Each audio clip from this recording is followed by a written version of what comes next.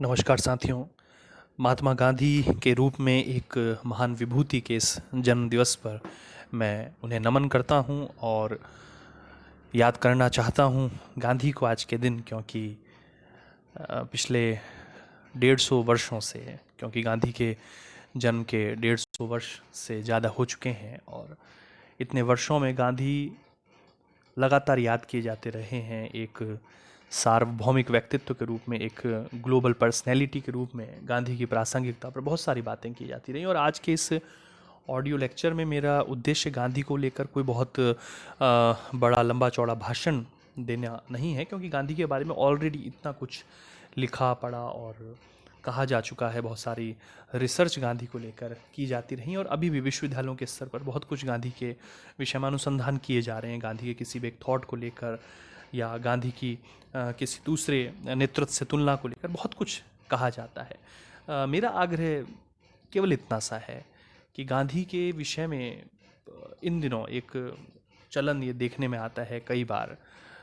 कुछ लोग यूट्यूब के माध्यम से या फेसबुक वगैरह पर या व्हाट्सएप के माध्यम से, जिन्हें हम सोशल मीडिया कहते हैं, उन प्लेटफॉर्म पर गांधी के विषय में कुछ लोग, बहुत कम है उनकी संख्या लेकिन फिर भी बहुत अनर्गल वो लोग लिखते हैं, बहुत अतार्किक बातें वो कहते हैं और बहुत कुछ ऐसा वो कह जाते हैं जिसका कोई सरोकार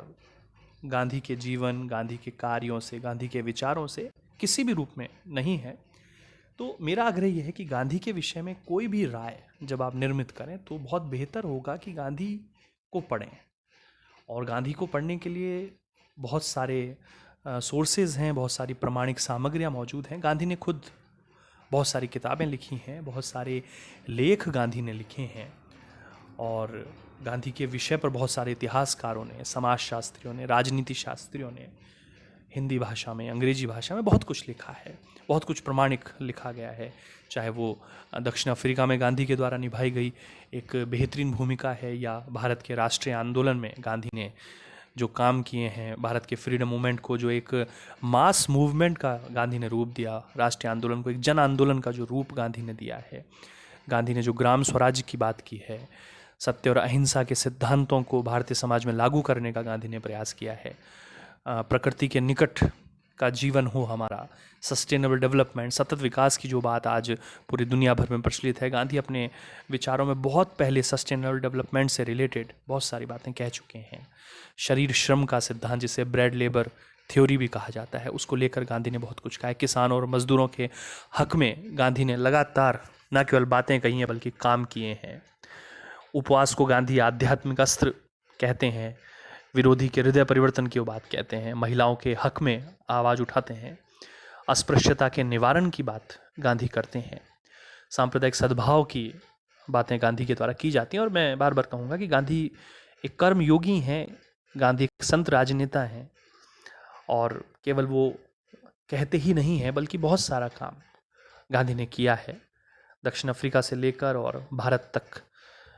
बहुत सारे ऐसे कार्य हैं जो गांधी ने किए हैं और यदि उनको जानने का प्रयास किया जाए तो मेरा मानना है कि गांधी के विषय में बहुत सारी भ्रांतियाँ या बहुत सारी अतार्किक मनगढ़ंत जो कहानियाँ या आलोचनाएं, बेफिजूल की आलोचनाएं जो इन दिनों युवा पीढ़ी के मन में खासकर देखी जाती हैं, शायद गलत तथ्यों के आधार पर उनके मन में वो बातें बैठा दी गई हैं, तो उनसे बाहर आने की आवश्यकता है। और इसलिए बहुत बेहतर है कि एक ऐसे व्यक्तित्व के बारे में जो ग्लोबल पर्सनैलिटी, सार्वभौमिक व्यक्तित्व है, पूरा विश्व जिसको मानता है, भारत में गांधी का सम्मान करने वाले, गांधी को मानने वाले बहुत सारे लोग हैं। गांधी को लेकर बहुत कुछ बातें की जाती हैं और तीसरा विश्व जिसे हम कहते हैं, एशिया, अफ्रीका और लैटिन अमेरिका के वो देश जो कभी साम्राज्यवाद से, उपनिवेशवाद से पीड़ित थे, नस्ल भेद से पीड़ित थे और उन्होंने अपने फ्रीडम मूवमेंट्स चलाए, अपना डेवलपमेंट उन्होंने किया और वहाँ बहुत सारे समर्थक वहाँ भी गांधी के हुए और वो गर्व करते हैं गांधी के विषय में बात करने को लेकर, गांधी को जानने में वे एक गर्व महसूस करते हैं। तो हमारा देश तो जहाँ गांधी की कर्म भूमि है, गांधी ने अपने जीवन के इतने सारे वर्ष भारत की आज़ादी और भारत में संवैधानिक सुधारों के लिए, भारत में स्वराज्य प्राप्ति के लिए गांधी ने अपना सारा जीवन समर्पित कर दिया। तो हमारा ये कर्तव्य है कि गांधी के उन विचारों को हम जानें। तो आज के इस जो लेक्चर में मैंने यही बात कहने का प्रयास किया है कि गांधी के विषय में हम बहुत कुछ पढ़ें, बहुत कुछ समझें और इस देश के हर नागरिक को, हर व्यक्ति को, इस देश में रहने वाले, उनको गांधी के विषय में जानना चाहिए। डेमोक्रेसी में हमें अपने आप को अभिव्यक्त करने की आज़ादी होती है निश्चित रूप से। आप हो सकता है कि गांधी के किसी थॉट या गांधी के द्वारा किए गए किसी कार्य से हो सकता है कि आप असहमत हों, लेकिन बड़ी बात यह है कि असहमत क्यों हैं ये जानने के लिए भी गांधी को पढ़िए। गांधी के समकालीन जो लोग फ्रीडम मूवमेंट में थे, चाहे वो जवाहरलाल नेहरू हैं, चाहे वो सरदार पटेल हैं, चाहे वो भीमराव अंबेडकर हैं या बहुत सारे दूसरे लोग भी, बहुत बार उन सब में वैचारिक स्तर पर मतभेद भी देखे गए। बहुत बार ऐसा हुआ कि गांधी के द्वारा सुझाए गए जो रास्ते हैं उस पर जो दूसरे लोग थे वो उन रास्तों को बहुत पसंद नहीं कर रहे थे। तो ये भी अगर आप जानना चाहें तो भी गांधी को पढ़िए, क्योंकि पढ़ने के बाद ही,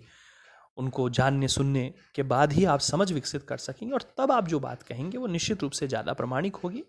इसलिए मेरा निवेदन है गांधी जयंती के इस शुभ अवसर पर कि एक ऐसा व्यक्तित्व जो सदियों में पैदा होता है और भारत जिनसे लाभान्वित हुआ और लगातार भारत ने गांधी के पद चिन्हों पर चलकर न केवल अपनी आज़ादी प्राप्त की है बल्कि अपने विकास के आधारभूत ढांचे को भी भारत ने निर्मित किया है। तो ऐसी क्या बातें हैं जो गांधी ने उस समय कही, कौन से ऐसे पक्ष हैं